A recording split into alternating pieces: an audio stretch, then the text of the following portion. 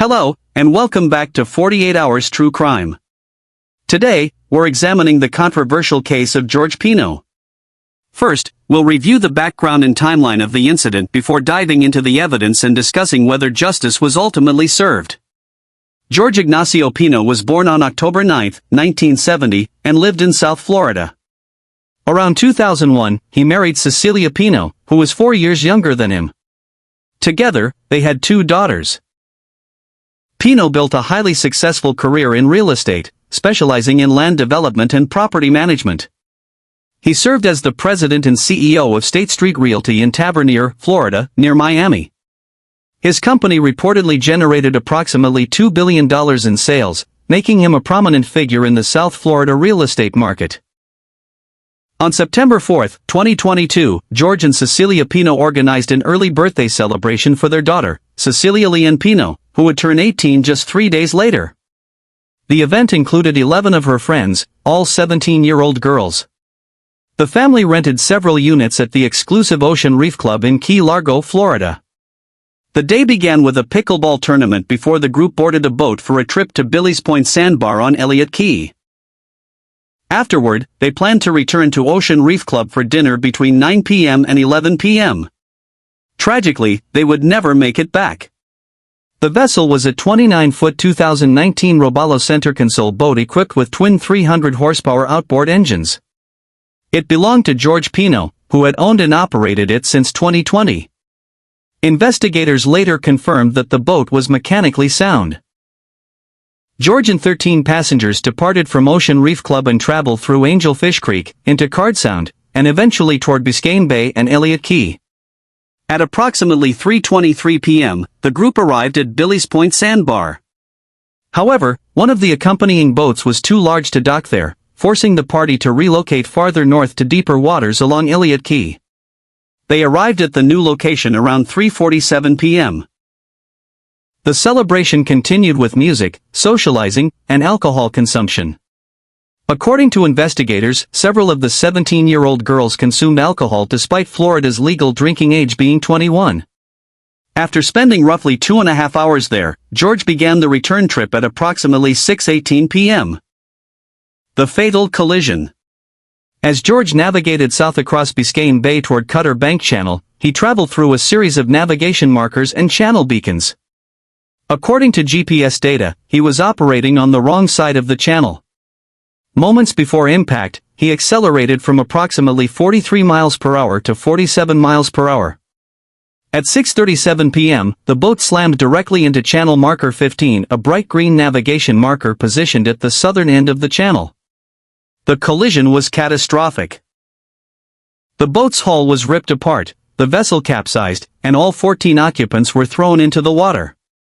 One passenger, Lucy Fernandez, suffered fatal injuries after becoming trapped beneath the overturned boat. She died the following day. Another passenger, Katarina Puk, sustained devastating injuries that would require lifelong, around-the-clock care.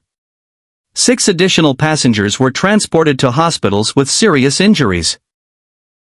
Following the crash, George claimed another vessel traveling northbound created a wake that caused him to lose control. However, no one else on his boat or any other boaters in the area reported seeing such a vessel.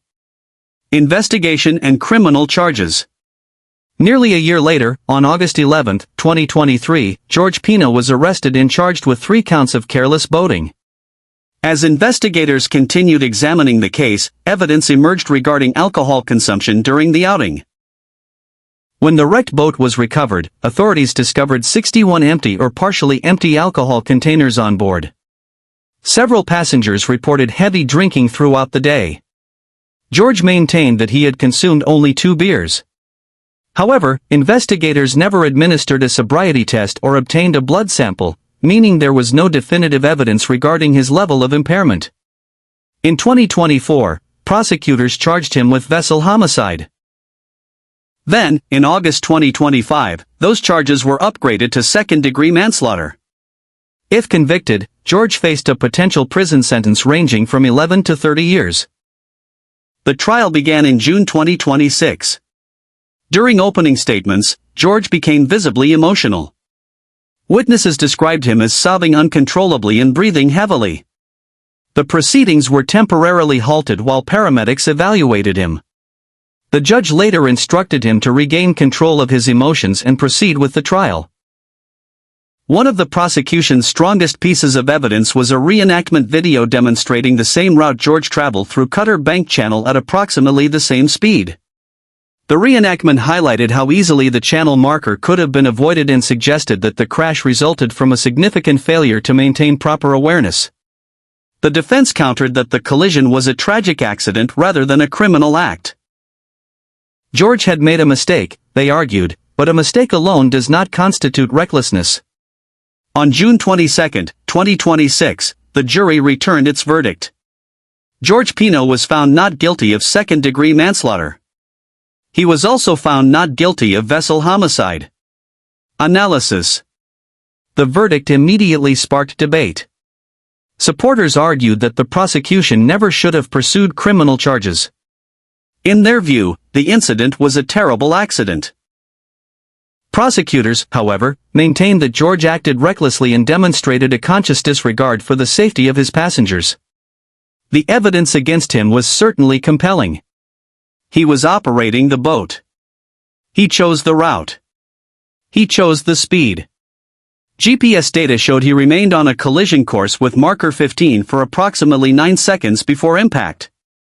The weather was clear. The water was calm. The marker was highly visible. Furthermore, no witness supported his claim about another boat causing him to lose control. Taken together, these facts suggest he failed to maintain a proper lookout and may have provided investigators with an inaccurate explanation afterward. On the other hand, the defense presented several important counterarguments. There was no speed limit in the area where George was operating the vessel.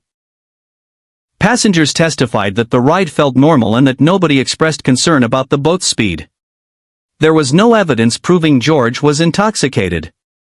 Several witnesses stated he did not appear impaired. Most importantly, investigators failed to obtain any scientific evidence regarding alcohol consumption. Without toxicology results, prosecutors were unable to establish intoxication beyond speculation. Additionally, all passengers were seated appropriately, and George had instructed everyone where to sit, suggesting some degree of concern for safety. My opinion.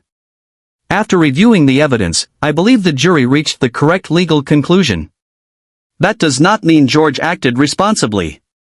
Nor does it mean he was free from blame. However, criminal convictions require proof beyond a reasonable doubt. While the evidence strongly suggests negligence and poor judgment, it falls short of proving the level of recklessness required for manslaughter or vessel homicide. My theory is that George simply overestimated his boating abilities. He was traveling faster than his skill level justified. He may have believed he had already cleared the channel markers or simply failed to notice marker 15 in time. At some point during those critical seconds, he became distracted. The boat never changed course. The collision became inevitable. That moment of carelessness led to a devastating tragedy that permanently altered multiple lives. The strongest argument for criminal liability would have been evidence of intoxication. Unfortunately, investigators never collected the evidence necessary to answer that question. As a result, the prosecution was left attempting to prove recklessness through circumstantial evidence alone and ultimately failed. Final thoughts. This tragedy serves as a powerful reminder that wealth and success do not automatically translate into competence or good judgment. One of the most troubling aspects of the case occurred long before the crash itself. George allowed underage teenagers to consume alcohol on his boat. While that decision did not directly cause the collision, it revealed a pattern of questionable judgment. Poor judgment in one area often manifests in others. Whether it involves alcohol, navigation, or risk assessment, small decisions can accumulate and eventually produce catastrophic consequences. In the end, a young woman lost her life, another suffered life-altering injuries, and countless families were left forever changed. Regardless of the verdict, that reality can never be undone. Those are my thoughts on the George Pino case. Thank you for watching. I'll see you in the next case.